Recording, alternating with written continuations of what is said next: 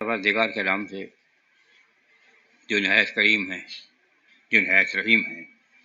ہم نے پہلا رکوع ختم کر دیا تھا، اب ہم دوسرے رکوع کی طرف آتے ہیں۔ لیکن پہلے رکوع کے آخر میں جو ایک بات کہی گئی تھی وہ یہ ہے کہ دینداری ہے کیا بلا۔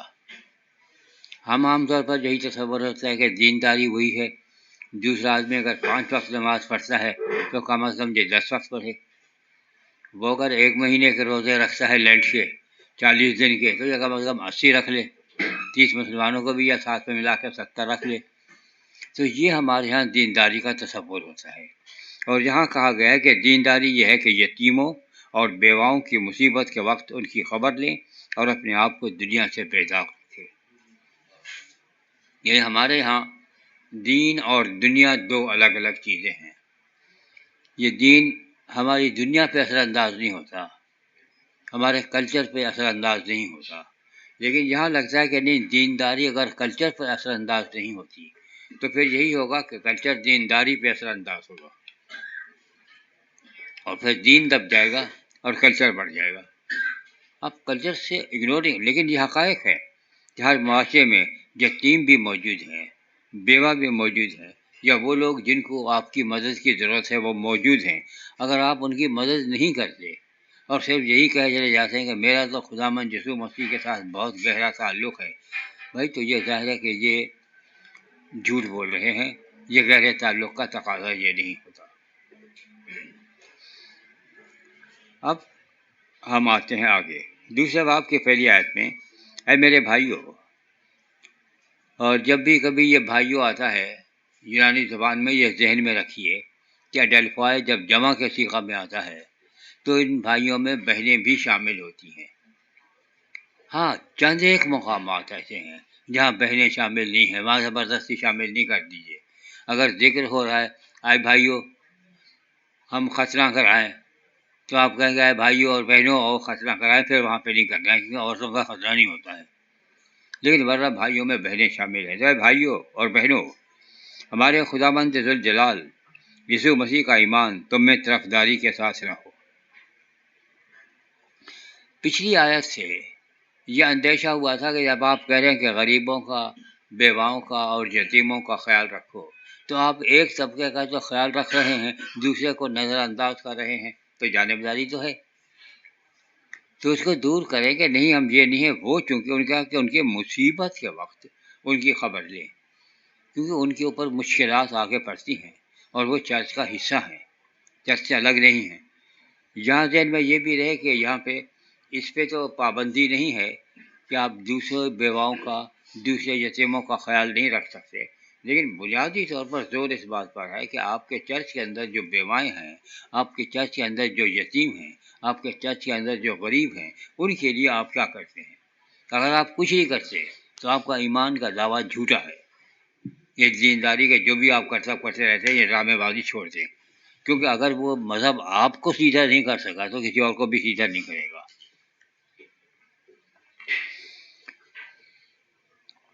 ہمارے خداوند ذوالجلال یسوع مسیح کا ایمان تمہیں طرفداری کے ساتھ ہو۔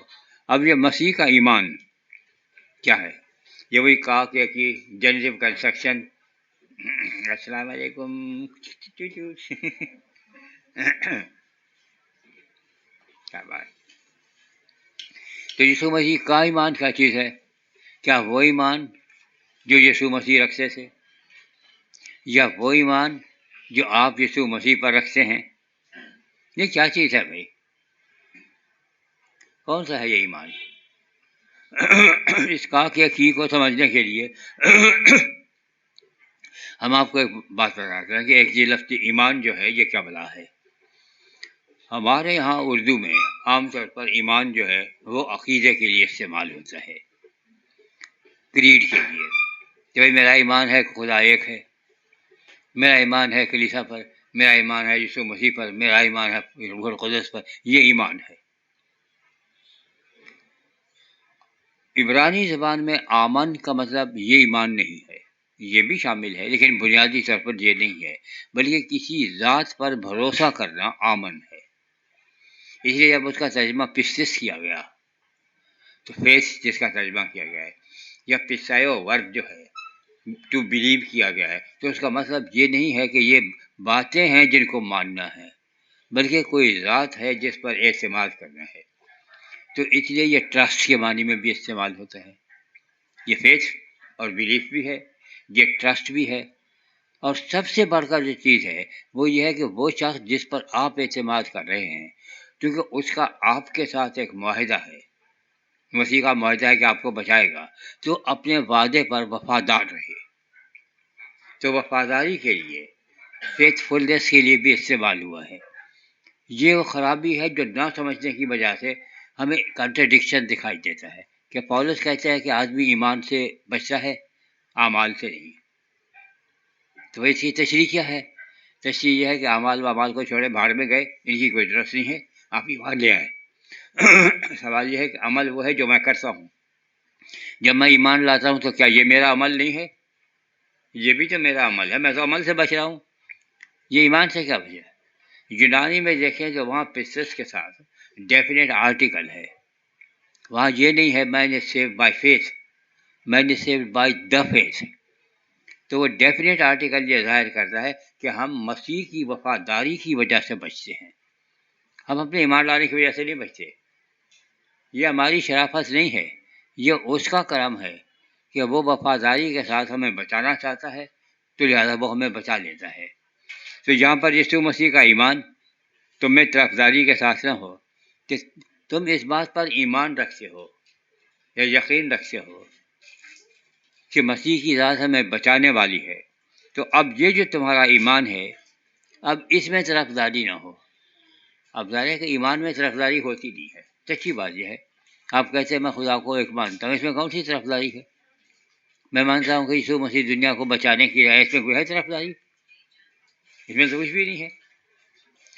تو یہ طرفداری جو ہے کہ آپ کہتے ہیں کہ میرا مسیح پر ایمان ہے، سوال یہ ہے کہ مسیح اگر پوری دنیا کو بچانے کے لیے آیا ہے اور صرف ایک طبقے کو نہیں، اور آپ کی تمام توجہات ایک طبقے کی طرف ہو جائے، تو پھر ظاہر ہے کہ یہ وہ مسیح والی وفاداری نہیں ہے، کیونکہ پچھلی باب کی پچھلی آیت سے، آخری آیت سے یہ شک گزرا تھا کہ ایک طبقہ ہے یہ یتیموں اور بیواؤں کا جس کی طرف توجہ دینی چاہیے۔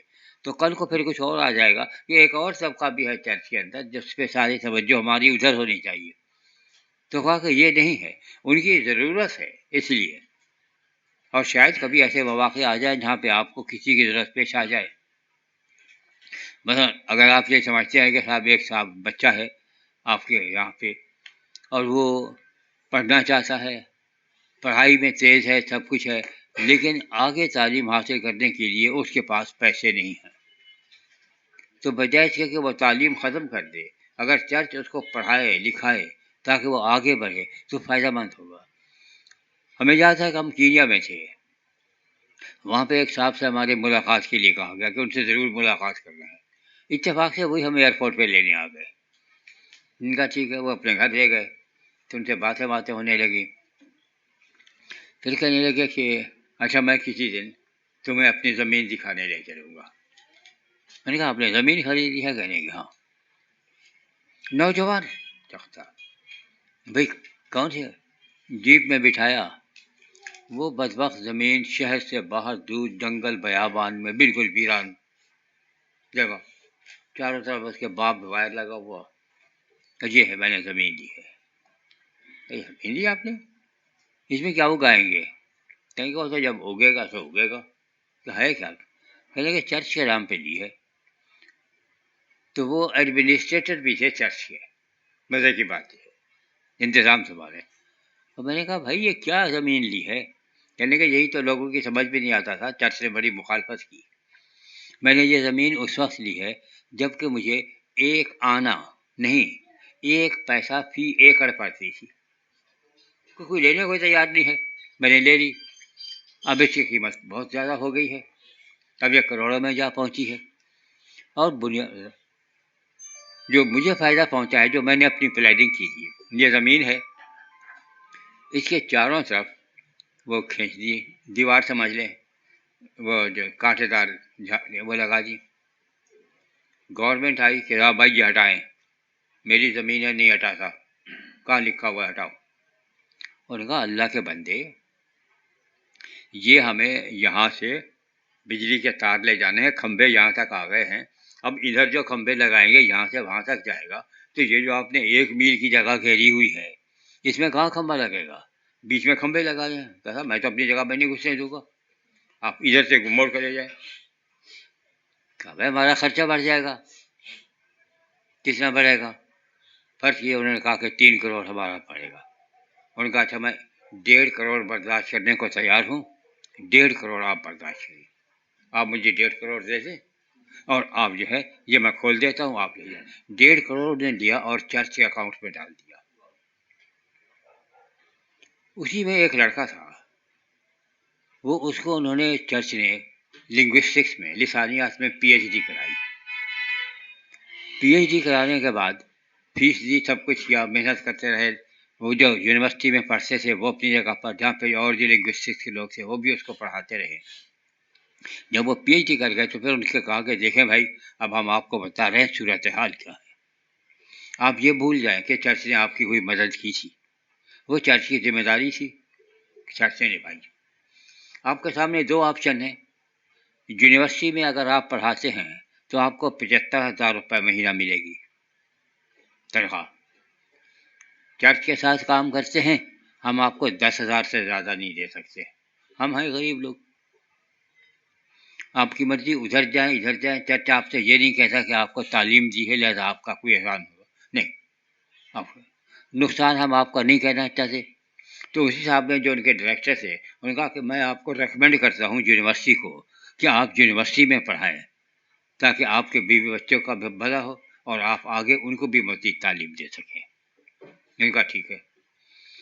अब 10,000 चर्च दे सकता है, उसको 75,000 रुपये की तनख्वाह नौकरी दिलवाई, और एक दिन बैठे बैठे कहा कि यार वो हमारे यहाँ चर्च में कुछ काम ज़्यादा बढ़ गया है, हिसाब किताब का और ये और वो, हम चाहते हैं कि किसी को रख ले चर्च के पास पे, आपके पास कुछ टाइम फारिग होगा थोड़ा बहुत? कहा मैं तो यूनिवर्सिटी से पढ़ा के 5 बजे आ जाता हूँ, उसके बाद फारिग हूँ, मैं आ जाऊँगा। चलिए, अब उसने मुफ्त काम करना शुरू किया क्योंकि चर्च का उसके ऊपर एहसान था। उसकी अपनी आँख संवर गई, उसके बच्चों की आँख संवर गई, और चर्च का काम भी निकलने लग गया कि वो आता था और उससे कहा बेटा इन बच्चों को अगर अभी से ये लिसानियात नहीं पढ़ेंगे तो बड़े होकर बड़ी मुश्किल हो जाएगी, इनको थोड़ा सा लिसानियात भी अब संडे स्कूल में आपके यहाँ कोई तसव्वुर नहीं कर सकता कि संडे स्कूल में आप बाइबल नहीं पढ़ाएंगे बल्कि लिसानियात पढ़ाएंगे। उस चर्च ने संडे स्कूल में लिसानियात पढ़ाना शुरू की बच्चों को उनके लेवल के मुताबिक, और वो तरक्की कर गए हैं और कमाल का वो किया है। तो मैंने कहा भाई यार ये आपका इतना जहन है, अजीब व गरीब नौजवान आदमी हैं और क्या करते हैं? कहने लगे अच्छा मैं बाद में बताऊँगा। एक दिन आए, मैं बैठा था, मुझे कुछ मालूम नहीं है, जैसे कि हम सारे अंग्रेजी में बात करते थे, मुझे उर्दू में आवाज़ आई कि किसी ने कहा पान खाओगे? मैंने जब देखा मेरे कान बजने लगे, यहाँ पान और खाओगे, ये उर्दू में। देखा वो कहने का मैं बोल रहा हूँ। तो मैंने कहा भाई तुम्हें उर्दू आती है? कहने के हाँ। कहने के मेरा बाप तो इंडिया में मिशनरी था। कहने के वो मिशनरी बाद में बना, बुनियादी तौर पर वो बिजनेसमैन था। तो वो बिजनेसमैन था, उसने मुझे ये तरीका सिखाया है कि ये अपनी जो तुम्हारी सलाहियत है, मैं पढ़ा रहा हूँ, तुम इससे चर्च की खिदमत करो। तो अब वो जो गलत फहमी पैदा होती थी कि साहब सिर्फ इन गरीबों का देखभाल करनी है, औरों की नहीं, तो अब उसको तरफा रहा है कि नहीं ये नहीं और भी हैं, और इसमें गैर जानिबदारी से, बग़ैर तरफदारी के ये काम करो। और फिर एक मिसाल ये दी है कि अगर एक शख्स आता है, सोने की अंगूठी पहने हुए है, दूसरा बेचारा गरीब है, सोने वाली अंगूठी से तुम कहो कि क़िबला यहाँ तशरीफ़ रखी है, आप ही के लिए तो कुर्सी रखी है, और गरीब से कहो भाई उधर जाके बैठ जाओ, या था कुछ नहीं चाहिए नीचे बैठ जाओ, यहाँ पे जूते वूते रखे यहीं पे बैठ जाओ। तो आपने जानिबदारी का मुजाहरा किया, और ये नहीं होना चाहिए। आगे वो फरमाते हैं कि क्या तुमने आपस में तरफदारी न की और बदनीयत मुनसिफ न बने। इस जुमले में ये आपस में बहुत ज़रूरी है कि हमारा ठेका पूरे मुआशरे का नहीं है, जिम्मेदारी है, लेकिन पहले आपस में अगर आप चर्च के अंदर ये बदमाशी ख़त्म नहीं करते तो बाहर आप नहीं कर सकते। اب چرچ کے اندر تو یہ بدماشی ہونے لگے، اور باہر آپ کہیں گے صاحب ہم مساوات کا سبق دینے کے لیے آئے ہیں، ہم نے مساوات پارٹی بنائی ہے، تو مساوات پارٹی کا کیا کر رہے ہیں جو مساوات پارٹی چرچ پہ مساوات قائم نہیں کر سکتی؟ پھر وہ فرماتے ہیں کہ سنو، کیا خدا نے اس جہان کے غریبوں کو ایمانداروں ایمان میں دولت مند اور بادشاہت کے وارث ہونے کے لیے نہیں چنا جس کا اس نے محبت کرنے والوں سے وعدہ کیا ہے؟ پھر وہ امیروں کے بارے میں کہہ رہے کیا دولت مند تم پر ظلم نہیں کرتے اور وہی تمہیں عدالتوں میں گھسیٹ کر نہیں لے جاتے؟ کیا وہ اس بزرگ نام پر کفر نہیں بکتے جس سے تم نامزد ہو؟ اب ظاہر ہے کہ آپ یہ توقع نہیں کر سکتے کہ ایک صاحب ایمان ہو، وہ یہ کہے کہ میں مسیحی ہوں، یہ کہے کہ میں مسیح پر ایمان رکھتا ہوں اور مسیح کو گالیاں بھی دے۔ یہ جس امیر آدمی کی بات کی جا رہی ہے یہ کافر امیر ہے، یہ مومن امیر نہیں ہے۔ کہ باہر سے ایک کافر آ جاتا ہے، وہ امیر ہے، ویسے وہ مسیح کے خلاف بولتا ہے، سب کچھ کرتا ہے، لیکن آپ کہتے ہیں کہ اچھا اگر یہ چرچ میں آ جائے، اس کو اچھی جگہ دے دی جائے، اس کا عزت اور احترام کیا جائے، تو عین ممکن ہے کہ یہ کل کو مسیحیت قبول کر لے، اور مسیحیت قبول کر لیتا ہے تو یہ اتنا پیسے والا ہے، چرچ کی بھی مدد کرے گا، آپ کی نیت بڑی اچھی ہے، لیکن آپ کا جو طریقہ کار ہے وہ اچھا نہیں ہے۔ طریقہ کار یہ ہے کہ آپ نے اپنوں کو گرا کے دوسروں کو بڑا کرنے کی کوشش کی ہے۔ آپ اس کی بالکل عزت کریں، احترام کریں، لیکن اپنوں کی بے عزتی نہ کریں۔ اور پھر فرماتے ہیں کہ اگر تم اس نوشتے کے مطابق کہ اپنے پڑوسی سے اپنی مانند محبت تک اس بادشاہی شریعت کو پورا کرتے ہو تو اچھا کرتے ہو۔ بھائی یہ بادشاہی شریعت کون سی ہوتی ہے اور فقیری شریعت کون سی ہوتی ہے؟ غلط فہمی میں مبتلا نہ رہیں۔